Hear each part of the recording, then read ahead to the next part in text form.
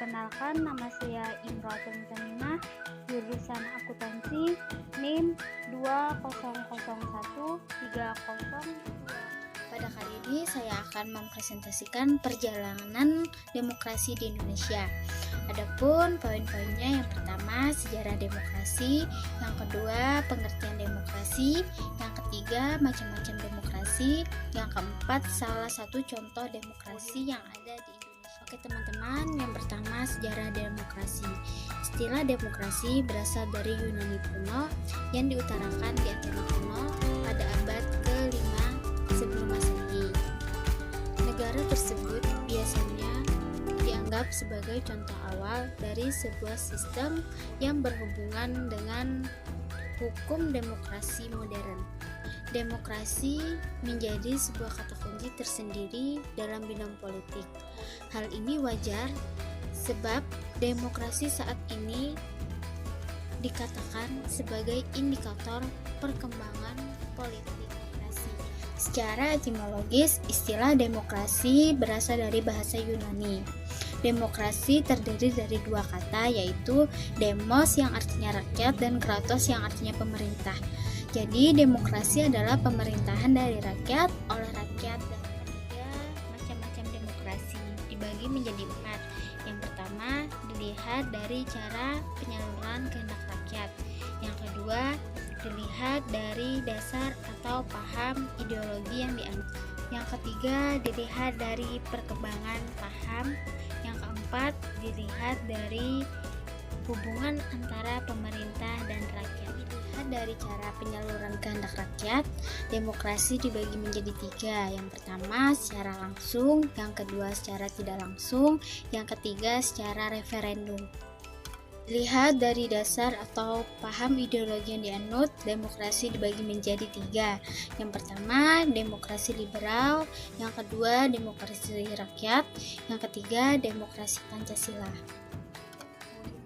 Dilihat dari perkembangan paham, demokrasi dibagi menjadi 2, yaitu demokrasi klasik dan demokrasi modern.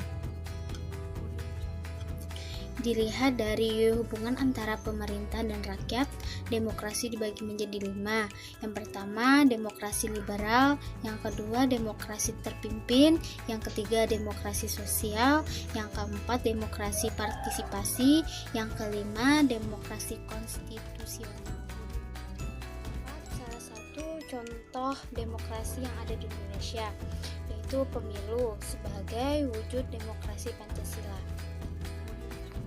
Pemilu tidak lain adalah suatu cara untuk memilih wakil-wakil rakyat, dan karenanya bagi suatu negara yang menyebut dirinya sebagai negara demokrasi, pemilihan umum harus dilaksanakan dalam waktu tertentu.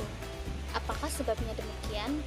Karena pendapat rakyat tidak akan selalu sama untuk jangka waktu yang panjang.